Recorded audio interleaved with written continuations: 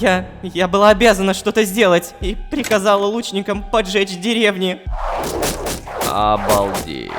И знаешь, я нашел книгу сказок нашего королевства. Могу почитать тебе, пока ты засыпаешь. Я могу прямо сейчас лечь, и ты будешь... Чего? Я не знаю, что мерещилось вам, и что для вас реальность, а что нет. Но скажите, мучили ли вас кошмары последние дни? Охудеть. Ох, всем привет, ребята! Добро пожаловать в захудалый, задрипанный отель в городе Паэна в Междумирье. Мне интересно только одно. Если я прямо сейчас усну, то появлюсь в королевстве или нет? Это мы сейчас и узнаем. А вообще, всем привет, дорогие друзья! Я Лолошка. Добро пожаловать в Голос Времени. Поехали!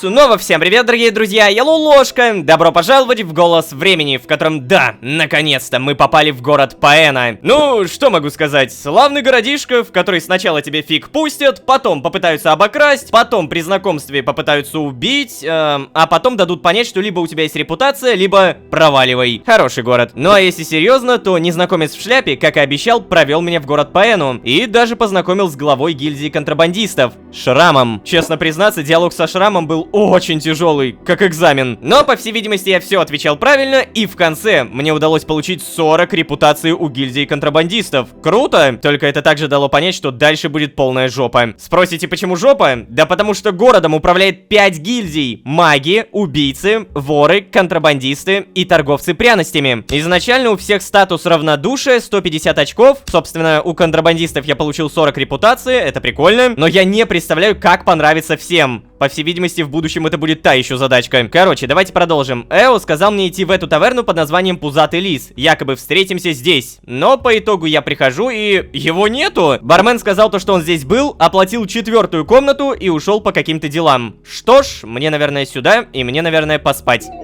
О, привет, старая добрая тюрьма. И что меня сюда телепортировало? Тихо, тихо, тихо, кто-то идет. О!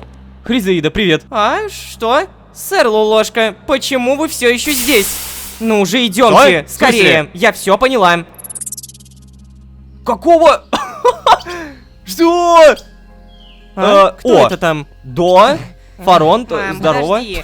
Ладно, я уже в каком-то диссонансе, я ничего не понимаю. Он подверг опасности моего сына. Я доверила ему сына, вы понимаете? Вы не можете просто взять и отпустить его. Фу. Крестьянка, держите себя в руках. Ваше решение передать сына больному человеку целиком на вашей совести. И кроме того, Лолошка действительно благородный рыцарь, ведь он спас меня от дракона, и это сохранило вам жизнь. О, рыцарь. Настоящий. Фарон, помолчи. А вы, принцесса, ладно. Я так скажу. Любой человек, каким бы он ни был героем, должен отвечать за свои поступки. Вот именно, крестьянка. За свои. То, что делает человек по вине болезни, не должно ставиться ему в вину. А теперь уходите, пока я не приказала страже вас прогнать. Идемте, сэр Лолошка. Но Хризаида, он же даже не рыцарь. Так, все, с меня хватит. Стража! Ух ты. Стоп, а почему... Почему ты назвала меня больным? То есть она буквально так и сказала. То, что делает человек по вине болезни. What? Стоп, погоди. А куда делся трон короля? Его что, снесли, что ли? Напомню, это выглядело вот так, но теперь здесь тупо пусто. Ох, рыцарь. Я понимаю, что вы сейчас, наверное, очень растеряны. Твоя болезнь вряд ли давала тебе четко мыслить. Но сейчас тебе должно быть уже лучше. Поэтому я попробую все объяснить. Окей, давай расскажи. Так вот, все считают, что мой покойный отец был ужасным пьяницей и дураком. Ведь якобы он не пытался сделать наши богатые на ресурсы земли безопасными. Но на самом деле...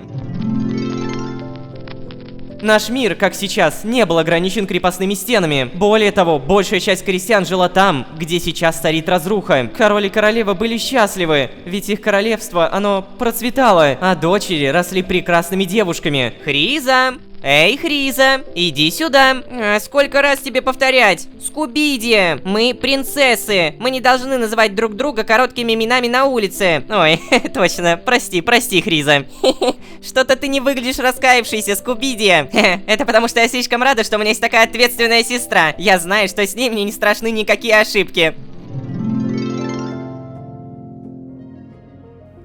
Да, у меня и правда была сестра. Самая добрая и веселая девочка, которую я знала. И у меня была прекрасная мать. Она всегда останавливала отца от самых сумасшедших идей. А потом на наше королевство напали неубитые. Это была целая армия вампиров. Очень голодных вампиров. Представь себе, рыцарь, они обращали всех на своем пути. Их армия постоянно росла, а многие вампиры были так голодны, что убивали своих жертв еще до обращения. В считанные минуты от многочисленных внешних деревень не осталось ничего. И вампиры, они уже двигались на замок. Единственным вариантом остановить их было запереть ворота и поджечь внешние деревни. Отец медлил, не отдавал приказа. Говорил, что там еще могли оставаться люди. Мы могли спасти куда больше людей. Я говорила ему об этом, но в тот день мать повела Скубидию к знахарке. У сестры очень разболелись зубы. И, как ты можешь понять, отец все ждал, когда они вернутся, и поэтому не отдавал приказа. И они вернулись. О, только уже представляю, мертвыми. какими они вернулись. Да. Я была обязана что-то сделать. И вот, маленькой девочкой, я приказала запереть ворота и приказала лучникам поджечь деревни. Обалдеть. Это такая не сказка, ребят. Огонь уничтожил большую часть неубитых. Те, кто сумел выжить, сбежали. Но королевство, да, оно было спасено. Точнее, то, что осталось от королевства. До самого утра никто не решался высунуться из замка. Утром отец не выдержал и бросился на поиски мамы и сестры. О, нет. Его не было несколько дней. Он вернулся... Понимаешь, рыцарь, он вернулся другим. Сначала он просто стал одержимым новым нападением. Мы все отнеслись к этому с пониманием. Каждый из нас скорбел по-своему. Но потом отец начал бредить. Начал говорить про охоту, про полчища каких-то медведей, что он защитит нас всех. Окончательно стало понятно, что что-то не так тогда, когда он назвал мою сестру своим питомцем. Разрушенное королевство, смерть половины семьи, чокнувшийся отец. Все это свалилось на мои плечи. Я видела, что горе убивает моего папу, последнего члена моей семьи. Но я заметила, что это была не единственная причина. Рыцарь, по утрам, особенно после хорошего сна, отец был как будто... в себе. Он был нормальным. Я стала следить за его питанием и сном, и даже стало лучше. Но стоило его организму хоть немного ослабеть, у него начинались какие-то кошмары, и его безумие возвращалось. Поэтому я заподозрила у него какую-то болезнь. Я вызвала лучших врачей из соседних королевств. Оказалось, сумасшествие моего отца имело совершенно реальные корни. На фоне стресса и переживаний его иммунитет ослаб, и он подхватил в цветном лесу галлюциногенного паразита. Обычно эти твари не в состоянии справиться с человеком. Их улов это скорее какие-нибудь мелкие звери, редко что-то крупнее кролика или маленького кабана. Но папа, как ты уже помнишь, был очень и очень слаб. Да уж. Прекрасная пища для этих паразитов. Они расплодились в его голове, питались его страданиями, питались безумием. Мелкие мерзкие белесые твари. Как же я надеялась, что больше их не увижу. И как вы уже, наверное, догадались, рыцарь, вчера я снова их видела. Несмотря на то, что моего отца удалось спасти, он не смог до конца восстановиться. Он до сих пор верит, что... То есть, верил... каких-то медведей и собачку Скуби. И поэтому, Лолошка, я не знаю, что мерещилось вам, и что для вас реальность, а что нет. Но скажите, мучили ли вас кошмары последние дни? Охудеть! Это мега крутая подвязка к тому, что, оказывается, во мне могут жить какие-то паразиты. Подожди, а это случаем не те паразиты, которые, знаете, вот когда я убиваю зомби, они такие голубенькие выпадают? Черт! Я не знаю, во что теперь верить. Междумирье — это реальность или это реальность?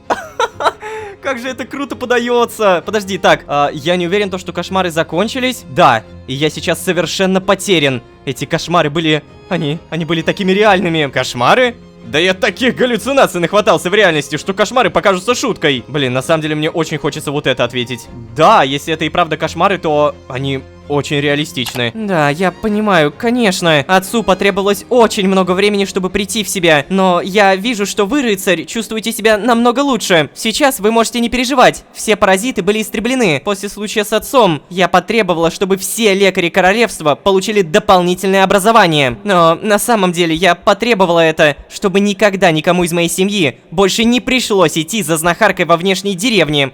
Ладно, это не важно. Какими бы ни были мои мотивы, наша медицина легко справилась с этими паразитами. И сейчас, рыцарь, вам нужен отдых и покой. Я рада, что вы смогли найти себе друзей в такой короткий срок. Седрик пообещал мне, что он составит вам компанию, пока вы будете засыпать. Так что больше никаких кошмаров. Стоп, нет. А, что? Где? А, это задний выход в этого двора. Прикольно. Погоди, а я зайти могу? Да, могу, вполне себе. Подожди, то есть главные ворота, а есть вот такие вот деревяшечки, которые просто открываются. Ладно, если серьезно, то я так скажу. Это просто обалдеть, какая крутая история. В нее реально веришь. Давайте вот что поймем. Теперь нам действительно не совсем понятно, что реальность. Либо Междумирье, либо этот мир. Само собой, пока что я склоняюсь к тому, что этот мир нереален. У меня складывается ощущение, что сама иллюзия от того, что я начал что-то подозревать, пытается залатать свои же дыры. Получается ли у нее? Да, определенно. Я начинаю больше верить в этот мир и даже чуть меньше в Междумирье. Ладно, мне... О, что тут? Прикольно, спасибо. Мне, наверное, надо домой? О, как же долго меня здесь не было! Привет! Ох, так, ну, во-первых, наверное, нужно все убрать и сразу в дом побежать. О, Седрик! О, подожди, он спит. Эй, Седрик. Так, сейчас. Чуть-чуть. Не шумим, ребята, не шумим. Седрик. Эй, привет. Эй, привет. Ой, да, что, где я не сплю, я не сплю. Успокойся, Седрик, все нормально. Ну ладно, может быть я, конечно, чуточку задремал, но... Привет, дружище! Рад, что тебя наконец-то выпустили. Ты прости меня, что я тогда засомневался в тебе. Ну, реально, откуда мне было знать и... Ладно, зато без меня мы не узнали бы про твоих, ну, вот этих...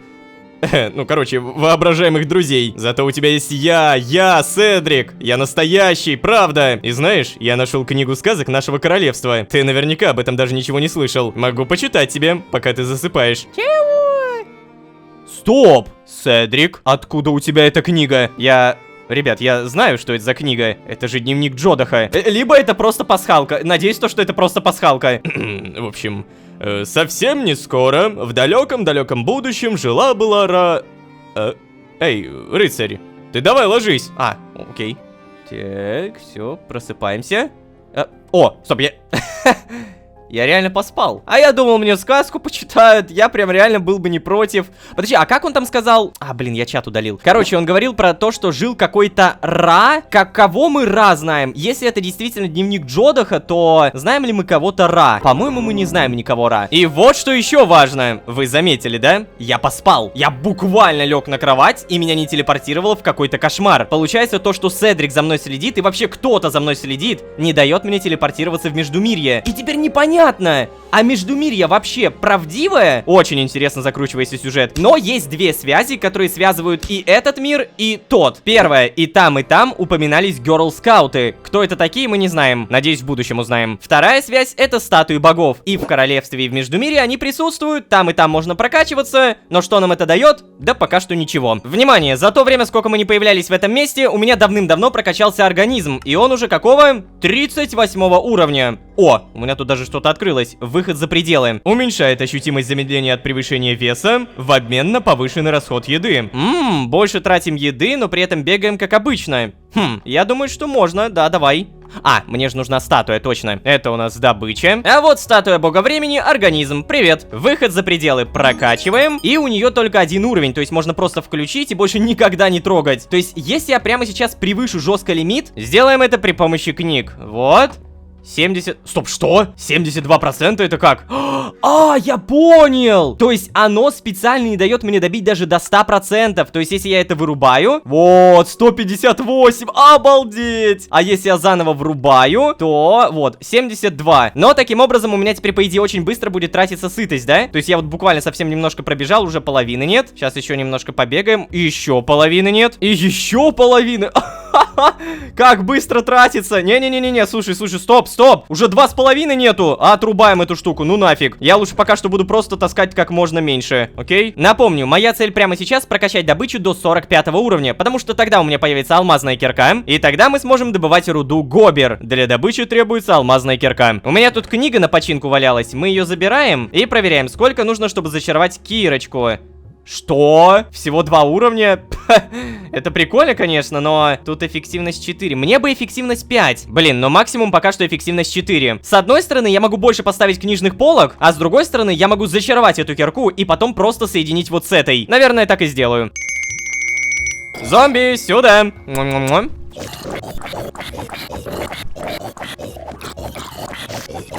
Кстати, те самые голубые паразиты. Скорее всего, это не те же, про которых говорила Хризаида. Скорее всего. 49 уровень. Ну чё, народ, погнали? Зачар пошел. Непригодность. Что такое непригодность? Инструмент придет в негодность, если его прочность упадет до единицы. Продолжит работать после починки. Вау! То есть это зачарование позволяет случайно не поломать предмет. Это имба. Вот правда, такое мне надо. Теперь соединяем здесь. Надеюсь, я все правильно делаю. Так, здесь 15 уровней, здесь 13 уровней. Потом берем починочку, вот она. Снова соединяем. И всего 3 уровня. Ой, минус наковальня. Ну и ладно, сейчас накопим железо. Как я понимаю, я копать буду сейчас очень быстро, да? Йоу, сюда! Вот это я понимаю скорость. Сразу проверяем починку. Работает? Работает. Про железо не забываем, как-никак новая наковальня. И все, начинаем прокачивать добычу. Ой-ой-ой, гиря уже 126%. Пора активировать организм. Бам! Ну-ка, 58%, идеально.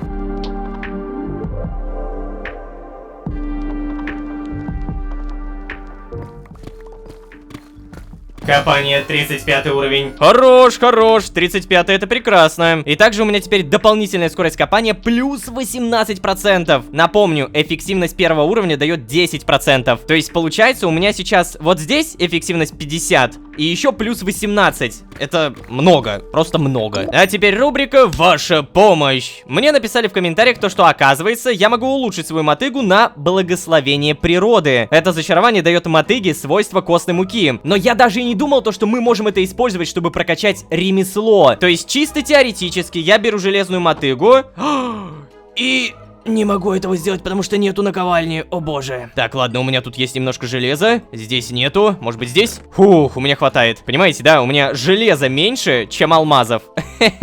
Подарил король. О, нифига, чё? Основание звезды Незера. Прикольно звучит. Дорогая штучка, чтобы что? Выращивать звезды Незера? Даже так? Так, ладно, не отвлекаемся, наковальню получаем. Можно зачаровать, оказывается. Зачарование уничтожения, разделение, реактивность и прочность. Попробовать можно. Допустим, прочность 1. Ты, по идее, теперь будешь дольше жить, да? Благословение природы накладываем. И как ты работаешь? То есть прям вот так. И стоп, я теперь не могу выкапывать? Мне нужно теперь это шифтом делать. Хорошо, допустим, семена пшеницы. Вау, как много я могу добывать. Так, погоди, а ремесло таким образом прокачивается? Допустим, 1, 2, 3, 4, 5. Встаем в середину, добываем сразу много. И проверяем. 1, 2, 3, 4, 5. Нет.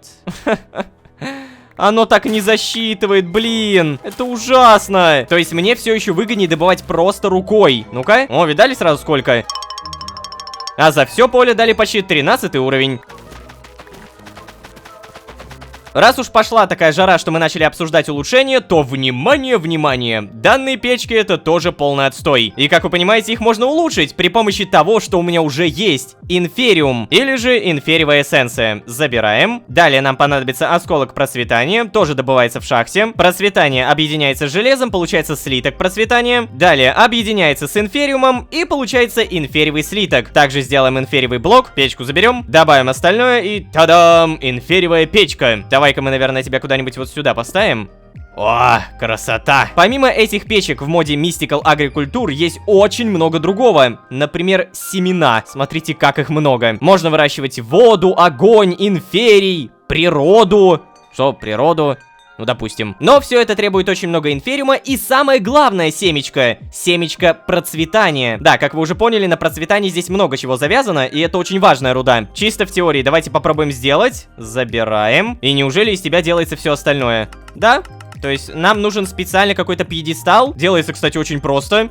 Готово. Алтарь наполнения активируется с помощью редстоуна. Ну, допустим, я поставлю его тебя куда-нибудь сюда.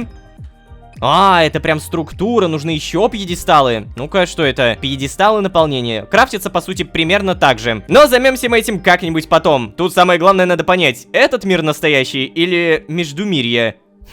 История принцессы про паразитов вызывает доверие, но, как говорится, доверяй, но проверяй. Что будет дальше, узнаем дальше. Спасибо, ребята, огромное за то, что подписываетесь. Я в предыдущей серии такую тираду раскатал про то, что подписки — это правда важно. И...